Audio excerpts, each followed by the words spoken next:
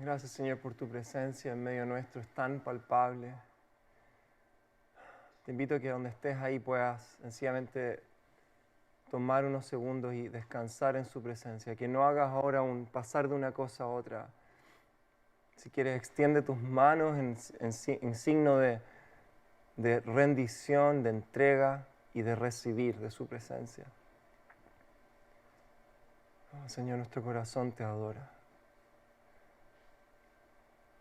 Tu presencia es lo más valioso que tenemos en nuestra vida.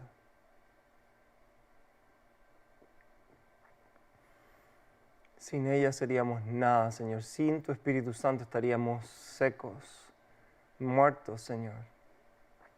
Seríamos hueso y carne, pero tú has dado vida a nuestro ser. Te invito a que respires profundo ahora la presencia del Espíritu Santo ahí en tu casa donde estamos. El Señor está moviéndose en medio nuestro con poder.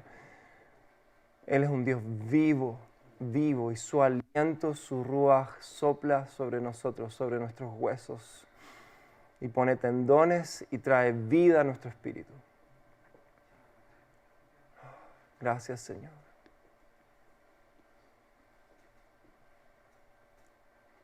Gracias, Señor. Gracias por poder estar hoy día conectados de verdad, Padre. Gracias por darnos estas tecnologías para esto, Señor, para poder estar mucho más unidos hoy día alrededor de tu palabra, Señor. Háblanos hoy día, Señor, y que tu palabra sea como una espada de doble filo, aquella que sale de tu boca y que penetra nuestro corazón y no nos deja iguales, Señor. Te pido que hoy día tu palabra no sea un mensaje que sencillamente almacenamos en alguna gaveta de nuestra mente, sino que sean palabras con fuego que penetren nuestro corazón y que de aquí a una hora más no seamos los mismos, de aquí a mañana no seamos los mismos, Señor. Gracias, Señor, en el nombre de Jesús. Amén. Amén. Wow, yo creo que tú estás igual que yo, la presencia de Dios está tan palpable y este espacio de adoración siente una atmósfera para que podamos hoy día recibir la palabra de Dios, recibirla con todo nuestro corazón, con toda nuestra atención. Te invito ahora que vayamos directo a este mensaje, que puedas tener tu Biblia, que puedas tener tu cuadernito, si te gusta anotar, tu destacador, lo que te ayude a tener mayor atención a lo que vamos a estar compartiendo. Yo no suelo hacer esto, pero hoy día quiero hacer una recapitulación del mensaje del domingo pasado. No tan solo para aquellos que no pudieron escucharlo, y si no lo has escuchado, te invito a que lo puedas hacer durante estos días, sino que creo que es necesario porque vamos a seguir hablando del templo de Dios y vamos a seguir profundizando en este tema, y esto nos sirve para contextualizar y conectar con lo que hoy día creo que Dios nos quiere hablar. Así que voy a ir y voy a hacer ahora un resumen de lo que hablamos el domingo pasado. Primero, desde el día 1 de la creación, el deseo de Dios ha sido habitar en medio de su creación, de nosotros y de la creación de la naturaleza, para estar en plena comunión con su creación. Es por esto que en el acto creativo de Génesis vemos como Dios establece un templo de comunión y adoración en la tierra. Isaías 66:1 nos dice que el cielo es su trono, pero es la tierra el estrado de sus pies, el lugar donde Él posiciona sus pies. La tierra habría de ser, en el diseño original, un lugar donde su gloria podría reposar y ser ministrada, adorada, servida para siempre. El pecado del ser humano corrompió y comprometió este diseño. El pecado nos separó de Dios y nos separó de este diseño donde teníamos la posibilidad de tener una comunión completa, plena y perfecta con Él. A lo largo del Antiguo Testamento, lo que vemos es un relato que tiene este título: Dios queriendo habitar en medio de su pueblo escogido, Israel. Es a través de Israel que Él comienza a restaurar, a través de este pueblo, su diseño, aquel diseño que se perdió en el jardín del Edén. Y comienza a restaurar y a cumplir poco a poco su intención original de habitar en medio de su pueblo. Es por esto que Dios, luego de rescatar al pueblo de Egipto de la opresión, al pueblo de Israel de la opresión de Egipto, Él establece un tabernáculo en medio del pueblo de Israel, en medio de las 12 tribus. Y este tabernáculo habría de estar de campamento en campamento a lo largo del desierto. Su presencia habría de estar ahí. Y creo que hice mención de esto el domingo pasado. La columna de fuego y de nube hablaba del Dios que estaba con su pueblo, pero el tabernáculo que Dios le pidió a Moisés construir con indicaciones muy específicas, comenzó a hablar de una nueva dimensión. No solo yo voy con ustedes, yo les cuido, sino que yo quiero tener relación con ustedes. Es por esto que se establece todo un sistema sacerdotal y de sacrificios, donde aunque la relación con la presencia de Dios es bien limitada, es bien acotada a un sumo sacerdote, a una liturgia muy específica, ya el tabernáculo nos habla de restauración de relación, de vínculo. Luego que el pueblo de Israel se establece en la tierra prometida y con el pasar del tiempo vemos que este tabernáculo, el tabernáculo de David, que estaba en medio de Jerusalén, pasaría a una nueva expresión y sería el primer templo que conocemos de Dios como tal, y es el templo de Salomón. Cuando vemos esta expresión del templo de Dios, vemos del templo de Salomón en medio de Israel, vemos la máxima expresión de la gloria del pueblo de Israel, porque Dios habitaba en medio de ellos. Y no solo para bendecirles a ellos, no solo para bendecir ahora al pueblo de Israel, sino que a través de ellos bendecir a todas las naciones de la tierra. Es por esto que en el reinado de David y en el reinado de Salomón vemos el mayor esplendor de Israel y vemos que se empieza Israel a transformar en una luz de esperanza para las naciones. Y personas empiezan a venir de todos los reinados a ver quién es este Dios. Y esto es importante tenerlo en mente porque vamos hoy día a adentrarnos en esto. La presencia de Dios no era solo para el beneficio de aquellos que estaban ahí alrededor del tabernáculo, sino que para todas las naciones. Dios estaba restaurando a través de Israel su diseño de restaurar la tierra, su deseo de restaurar la tierra. Luego vimos también cómo el pueblo de Israel se apartó de Dios y se volvió hacia otros dioses. Incluso comenzó a adorar su propio templo. ¡Qué tremendo! En lugar de adorar al Dios que habitaba en ese templo. Y es por esto que Dios retiró su presencia, su favor del templo y de Israel y permitió que el imperio babilónico atacara a Israel, los saqueara y los llevara cautivos. Y con eso el templo fue destruido. Israel entonces entra en un tiempo de oscuridad y silencio, 400 años donde la actividad espiritual es prácticamente nula. Pero hablamos esto el domingo pasado. Esta sería la antesala de la mayor expresión y revelación de la gloria de Dios en la humanidad. Sería la antesala a la llegada del Mesías, el Cristo, Emmanuel, Dios con la humanidad, Dios con nosotros. No sé si a ti esto ya te para los pelos. A mí me para los pelos ver este relato que va construyéndose. Dios mismo, en sí mismo, vino a corregir todo lo que estaba roto. Como nos dice el libro de Hebreos, Jesucristo, vino a ser el sacrificio necesario por el perdón de nuestros pecados y nuestras ofensas hacia Dios. Vino a ser y a representar el sumo sacerdote, aquel que en el tabernáculo de Israel tenía un acceso ante la presencia de Dios. Pero sobre todo, o no sobre todo en realidad, completamente, para completar el cuadro, vino a ser el nuevo templo, el templo eterno. Como aquel templo de Salomón donde la gloria habitaba, que fue derrumbado y destruido, pero a diferencia que el templo de Salomón, el templo de Jesús, el templo de Dios mismo, fue derribado, pero en 3 días, en su resurrección, fue restaurado para siempre. Por eso es que Jesús dice, ven ese templo, refiriéndose al templo de Israel, al segundo templo en realidad, les dice, si fuera derribado en 3 días será levantado. Y los discípulos decían, ¿cómo? Se demoró más de 40 años en construido.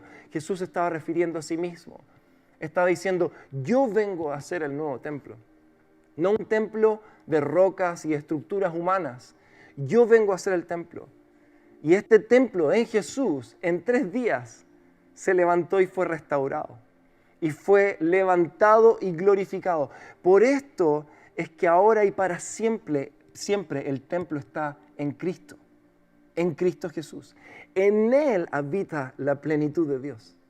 Puedes darte cuenta, la figura del tabernáculo y del templo era el lugar físico, geográfico, donde la presencia de Dios venía a tener comunión. En Cristo, nos dice la palabra, toda la plenitud de Dios habitaba y habita. Y nosotros ahora hemos venido a ser parte con Cristo. Hemos venido a ser parte de Él. Y cerramos el domingo pasado hablando de esta idea que nos plantea 1 de Pedro 2, 4 al 5. Voy a leer de la NTV. Dice, ahora ustedes se acercan a Cristo, tú y yo, quien es la piedra viva principal del templo de Dios. Por favor, pon atención en esto. Cristo es la piedra viva, ojo.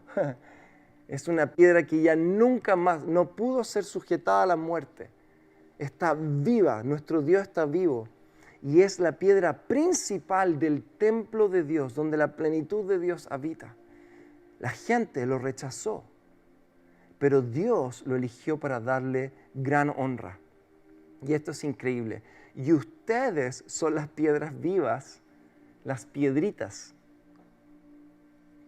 vivas con las cuales Dios ahora edifica su templo espiritual.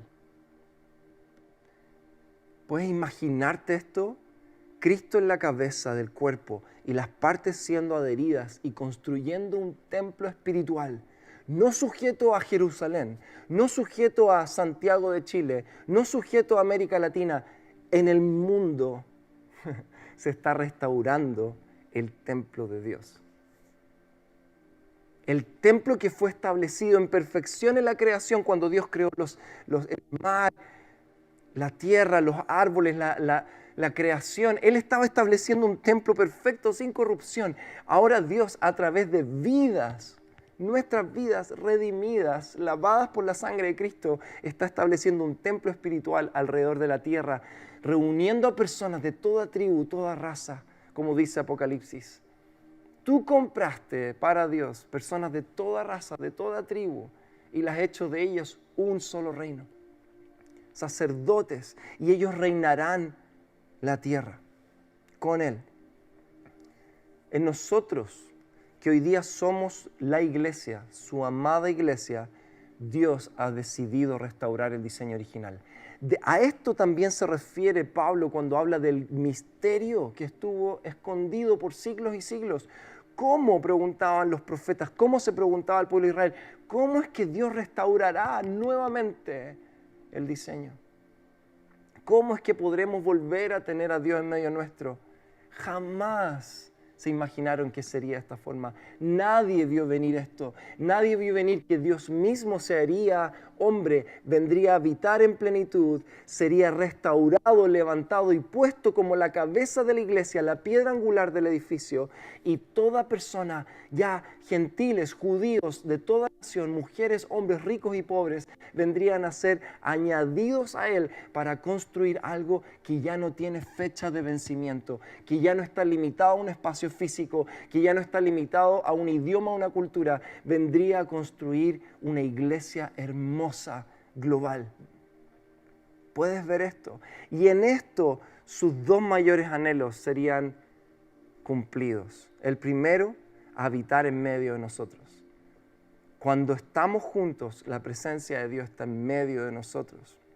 Pero no solo esto, y de esto te quiero hablar hoy día. A través de la iglesia, dar cumplimiento a la promesa que Dios le dio a Abraham, el padre de Israel, el padre de la fe, de bendecir por medio de nosotros a todas las naciones de la tierra. Génesis 12, 1 al 3 dice lo siguiente: el Señor, hacemos rewind, vamos al comienzo casi de la historia, antes de que el pueblo de Israel sea constituido como tal. Al comienzo, cuando Dios está haciendo poniendo en marcha su plan redentor. Le dice, el Señor le dijo a Abraham, deja tu patria y a tus parientes y a la familia de tu padre y vete a la tierra que yo te mostraré. Haré de ti, fíjate lo profético, haré de ti una gran nación. Te bendeciré, seré famoso y serás una bendición para otros. Bendeciré a quienes te bendigan y maldeciré a quienes te traten con desprecio. Todas las familias de la tierra, todas, por favor, repite conmigo en tu casa, todas las familias de la tierra serán bendecidas por medio de ti. Ahí está la simiente de nuestra fe. Ahí está el comienzo y la esencia de nuestro propósito como pueblo de Dios hoy día alrededor del mundo. Ser de bendición a todas las familias de la tierra.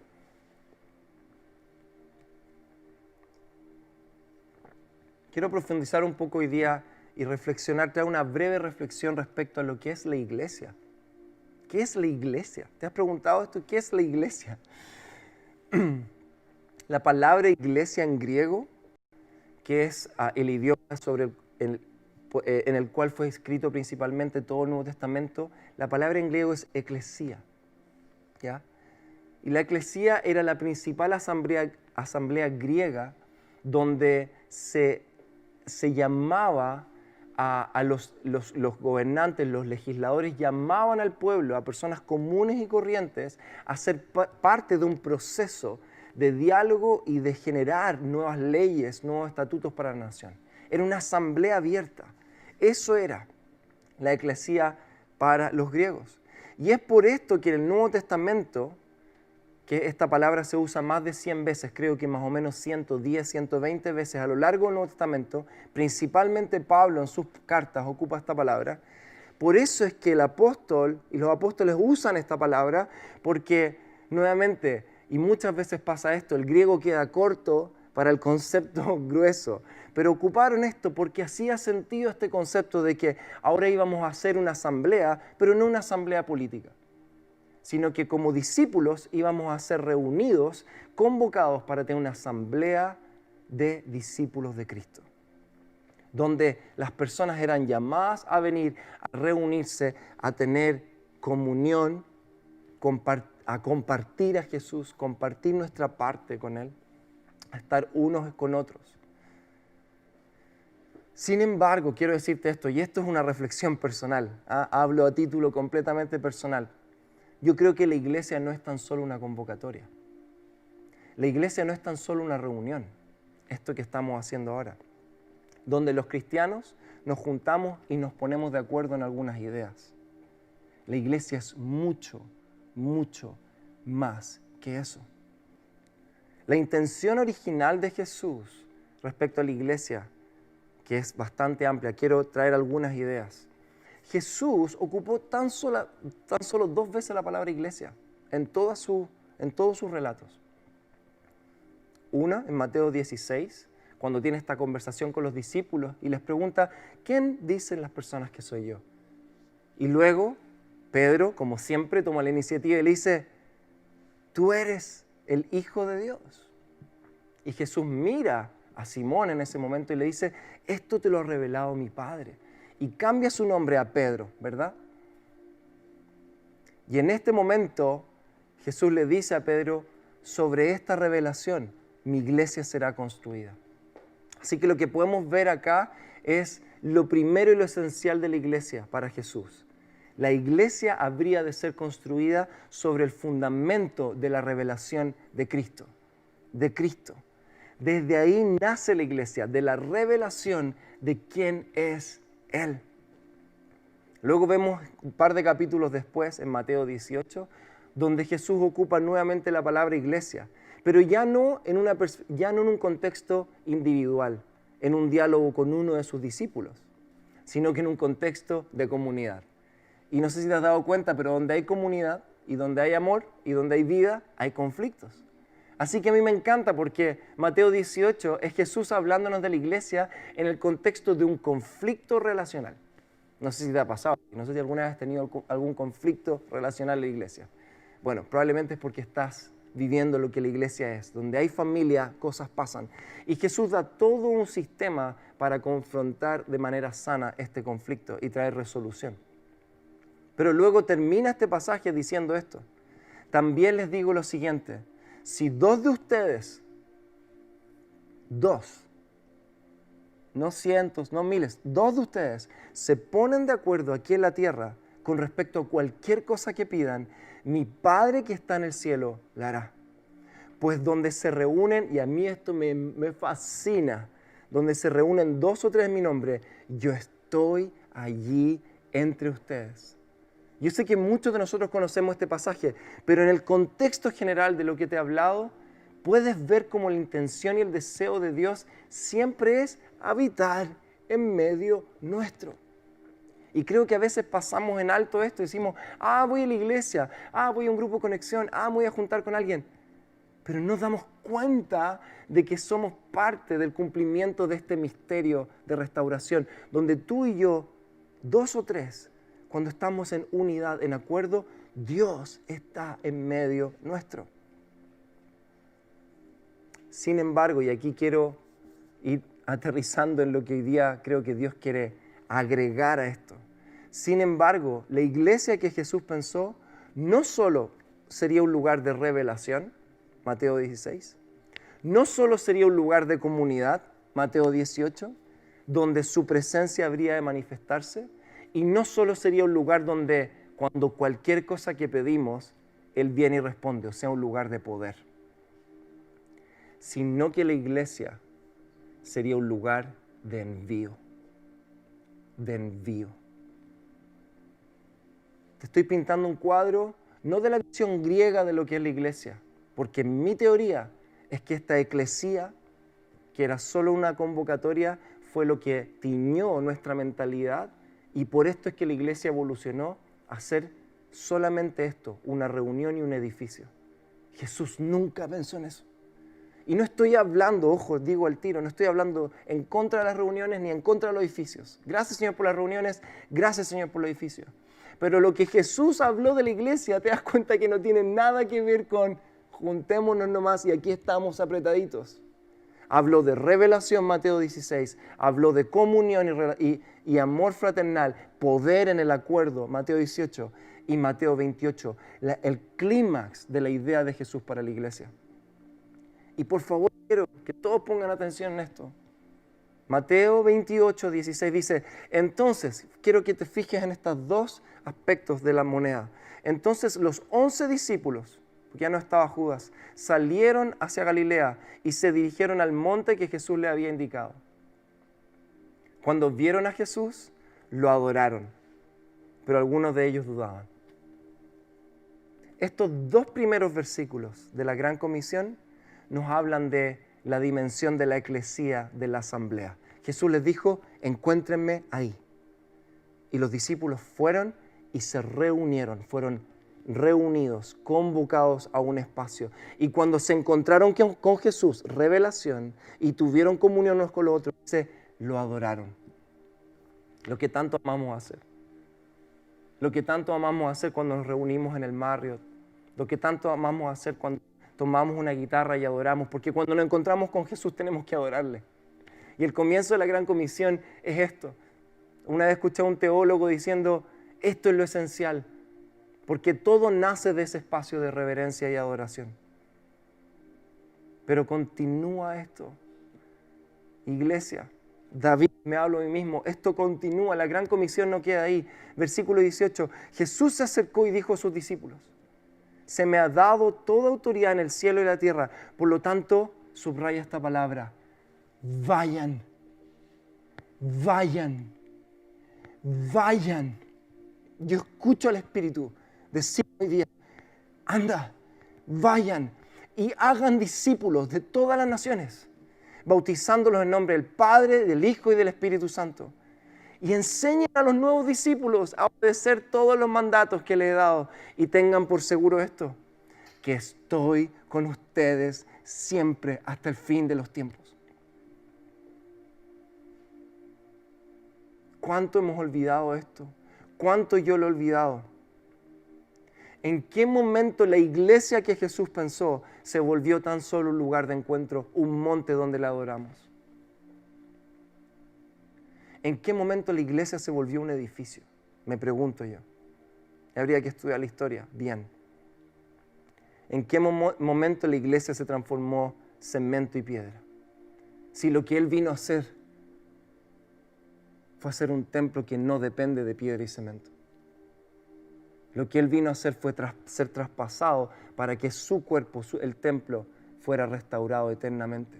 ¿En qué momento quisimos volver a construir el templo que nosotros queremos ver? Quiero leerte ahora Ezequiel 47, 1, 12. Y quiero también hacer una aclaración. Esto para mí tiene que ver con una reflexión respecto a este pasaje que tiene bastantes interpretaciones. Sin duda es una visión que tiene el profeta Ezequiel. Y quiero decir y subrayarlo, esta es mi interpretación y creo que el Señor me está mostrando algo profético en relación a este pasaje y nuestra aplicación para nuestros días. Pero es mi percepción.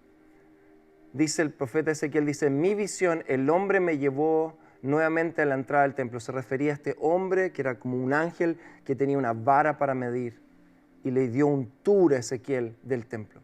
Dice, allí vi una corriente de agua que fluía hacia el oriente por debajo de la puerta del templo y pasaba por la derecha de la parte sur del altar. El hombre me llevó hacia afuera del muro por la puerta norte y me condujo hasta la entrada oriental. Allí pude ver que el agua fluía por el lado sur de la entrada oriental. Me llevó a lo largo de la corriente de agua y mientras avanzábamos, él iba midiendo. Cuando llegamos a 530 metros, quiero que te imagines, este templo que está viendo Ezequiel, gigantesco, y está saliendo esta agua de la puerta del templo.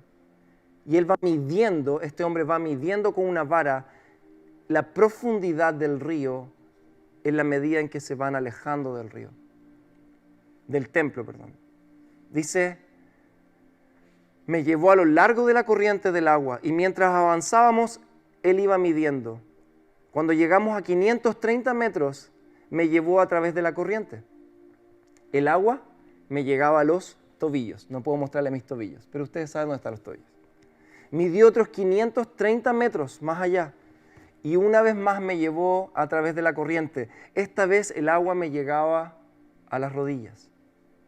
Después de otros 530 metros, el agua me alcanzaba a la cintura y hasta lejos del templo. Luego midió otros 530 metros y el río ya era demasiado profundo para cruzarlo caminando. Había buena profundidad para nadar, pero demasiado para atravesarlo a pie. Pareciera que el río se transformó en un rápido lleno de vida y de acción y aventura. Dios ha puesto esto en mi corazón, por eso lo subrayo. Quiero hacerme yo cargo de esto. Creo que como iglesia, y hablo como iglesia local en este momento, Viña Las Condes, hemos pedido por más de Él. Hemos pedido más revelación, hemos pedido más de su visitación en nuestras reuniones, hemos pedido más de Él. Lo hemos cantado tantas veces. Y creo que la respuesta que Dios está dando en este tiempo es esto, Iglesia Viña Las Condes. ¿Ok? Yo les daré más de mí, pero no aquí adentro, sino allá afuera.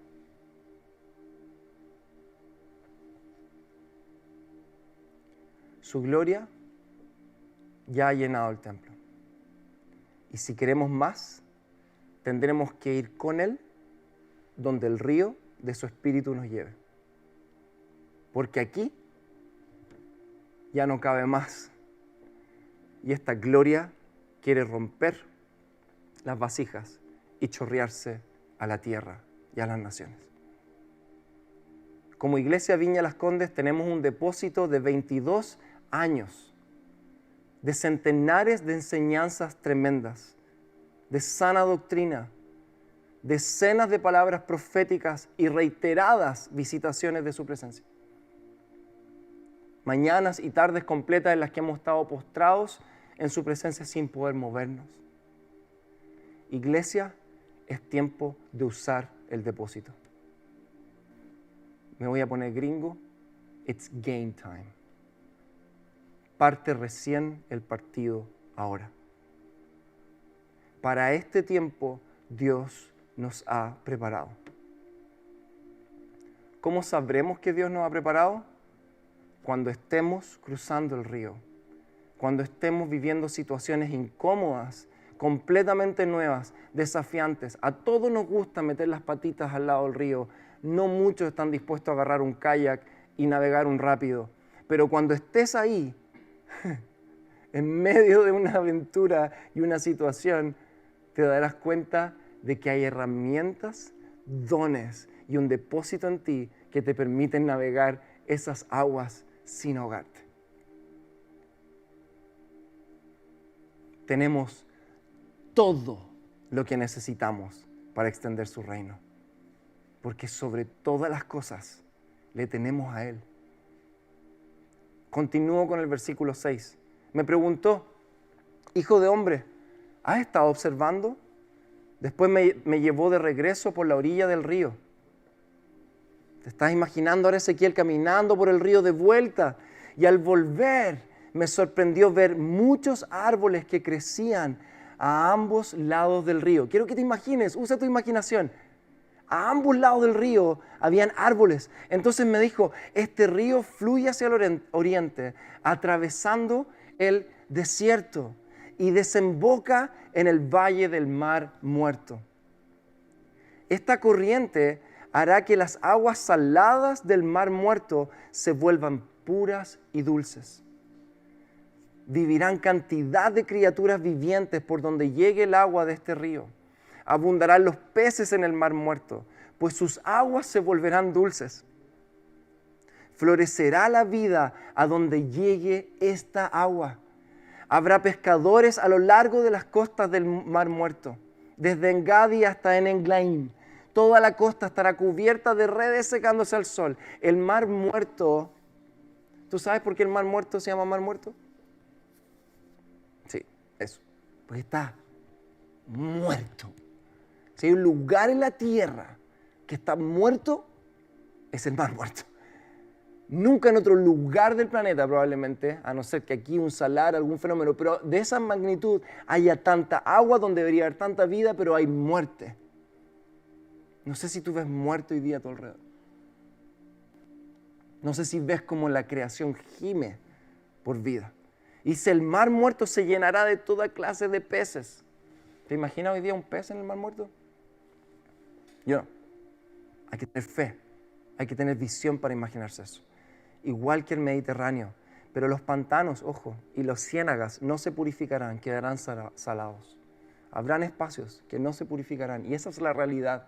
El reino de Dios avanza, pero no todos aceptan y no todos reciben la dulzura de este reino.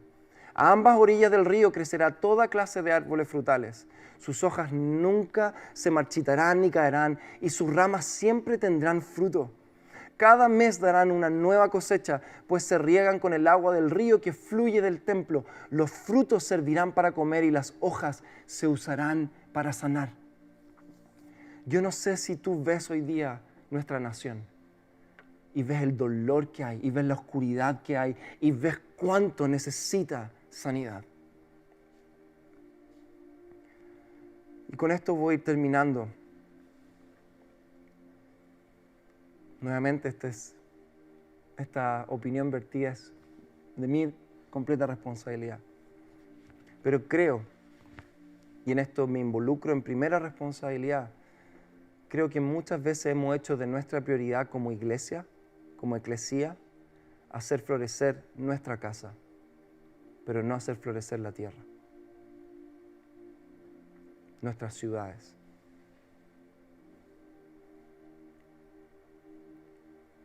Hemos querido este río y hemos querido toda la vida que genera, pero lo hemos querido mantener en un espacio. Creo que hemos sobrecomplejizado el concepto de iglesia, hemos sobrecomplejizado estructuras, los ministerios. Creo que hemos hecho muchas veces de la iglesia una estructura más pesada que el propio llamado. Y cuando la estructura es más pesada que nuestro llamado a la aventura, algo no está bien. Y creo, y en esto estoy yo, que es nuestro tiempo de arrepentirnos. Y cuando digo arrepentirnos, no digo sacar los látigos y golpearnos las espaldas, porque creo en ningún momento que el Señor nos está llamando a eso y nos está diciendo lo que han hecho está mal. Arrepentimiento es cambiar la forma de pensar, es mirar de nuevo. Ezequiel tuvo que mirar de nuevo. El templo, que era el lugar donde Israel iba, tuvo que mirarlo como Dios lo ve, es el lugar desde donde el agua sale. El templo es el lugar de convocatoria, tan solo, pero ahora Dios le dice, mira mi templo, así yo me lo imagino, de aquí sale la agua, sale mi espíritu y recorre las naciones. Y donde recorre mi espíritu hay vida y hay sanidad. ¿Por qué necesitamos arrepentirnos y cambiar nuestra forma de pensar? Porque Dios no pone vino en recipientes viejos, vino nuevo en recipientes viejos. Este es tiempo de reforma de nuestra mente y de ver la iglesia no como el griego la veía, no como el occidental la veo, como el chileno la veo, sino como Jesús la ve. Y creo sí, también que es un tiempo para arrepentirnos, porque este mensaje de salir de nuestras cuatro paredes lo hemos escuchado hace mucho tiempo de parte de nuestro pastor Roger. Y creo que muchas veces hemos hecho oídos sordos a este mensaje de Dios y hemos querido continuar nuestro camino como nosotros lo entendemos. Creo que el Espíritu nos ha querido desafiar muchas veces y hemos tomado esto como un buen mensaje para sencillamente seguir avanzando en nuestra vida como la conocemos y como muchas veces nos acomoda. A mí Dios me está desafiando. Y quiero tener un corazón dispuesto y humilde ante Dios y decir, Señor, en estos tiempos, y en especial en estos tiempos cruciales para la tierra, para nuestra nación, yo quiero alinearme a tu perspectiva de la iglesia y cómo tú quieres extender el reino. Me quedan 2 minutos y quiero cerrar con esto y con este pasaje. Dios me estaba mostrando y me estaba enseñando que siempre puedo ver el final de la historia en el libro de Apocalipsis y entender no solo lo que Dios hizo hoy día, sino que cómo se verá después. Y Apocalipsis 22, 1 al 2 dice así: Luego el ángel me mostró un río, el agua de la vida. Era transparente como el cristal y fluía del trono de Dios y el Cordero. Fluía por el centro de la calle principal y a cada lado del río crecía el árbol de la vida, el cual produce 12 cosechas de fruto y una cosecha nueva cada mes. Las hojas se usaban como medicina para sanar a las naciones.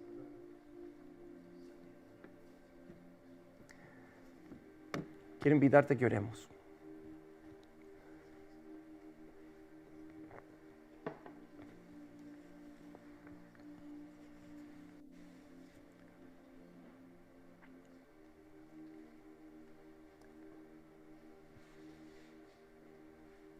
Señor, gracias por todo lo que tú has hecho con nosotros, todo el depósito de tu presencia y de tu palabra en nosotros. Pero yo escucho tu Espíritu Santo llamándonos como iglesia a mirar las cosas como tú las ves. Y hoy día es un llamado para todos aquellos que escuchan. Como decía Jesús, el que tenga oídos para oír, que oiga.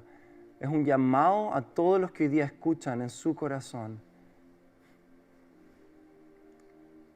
Este llamado a ir con Él, soñar con Él, todo lo que viene por delante y los próximos años de la iglesia.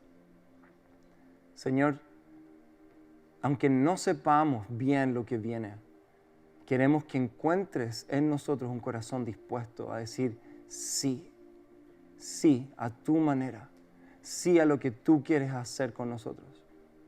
Señor, yo quiero pedirte perdón por muchas veces escuchar tu llamado a ir y extender tu reino en la manera que tú nos has llamado a hacerlo y no hacerlo. Yo te quiero pedir perdón hoy día frente a cámara, frente a YouTube, lo que sea. Yo te quiero pedir perdón porque sé que un corazón humilde, contrito, tú nunca vas a desechar. Así que, Señor, hoy día vuelvo a ti, volvemos a ti. Todos aquellos que hoy día queremos decir, Señor, hágase tu voluntad y no la nuestra. Cúmplanse tus sueños y no los nuestros. Haz con nosotros lo que tú quieres hacer y no lo que nosotros quisiéramos hacer. Y que esto se vea y se manifieste como tú quieras. Señor, soltamos, como fue el inicio de la viña, las riendas de la iglesia. Y como dijo Lonnie Frisbee un día, el Espíritu Santo quiere su iglesia de vuelta. Hoy día, Señor, yo tomo la oración de Lonnie Frisbee y el clamor del Espíritu. Señor, te devolvemos la iglesia. Te devolvemos la iglesia. Toma las riendas de la iglesia, Señor, y haz con ella lo que tú quieres hacer. Señor, nos alineamos en nuestro corazón y abrimos un tiempo de volver a ti. Abrimos proféticamente un tiempo de reforma en nuestros corazones. Abrimos un tiempo de convocatoria hacia tu llamado para nosotros como iglesia. Abrimos las puertas a lo nuevo que tú quieres hacer. Y no queremos oponer resistencia, no queremos cuidar nuestras propias parcelas, no queremos cuidar nuestros propios sistemas, que gracias que no han funcionado. Pero Señor, abrimos las compuertas para que tu Espíritu pueda fluir del templo hacia las naciones. Tuya es la iglesia, tú eres la cabeza y tú viniste a pagar un precio alto por ser el templo vivo para siempre. Señor, tú eres la cabeza, nosotros el cuerpo. Te seguimos donde tú vayas en este tiempo. Te seguimos por los rápidos de las corrientes. Te seguimos por las profundidades de tu río. Señor, queremos estar hoy día en medio de todo lo que está pasando en nuestra sociedad. No queremos abstraernos y guardarnos en nuestras burbujas. Queremos estar donde tú necesitas que estemos. Queremos ser hacedores de paz. Queremos ser hacedores de paz. Queremos traer sabiduría en tiempos de confusión. Queremos traer paz en tiempos de violencia. Queremos ser la sal del mundo y la luz del mundo en este tiempo. Gracias, Señor, porque tú estás despertando corazones ahora en esta transmisión y durante estos días. Sigue despertándonos, Señor, y poniendo en nosotros este corazón dispuesto para contigo. En el nombre de Jesús. Amén.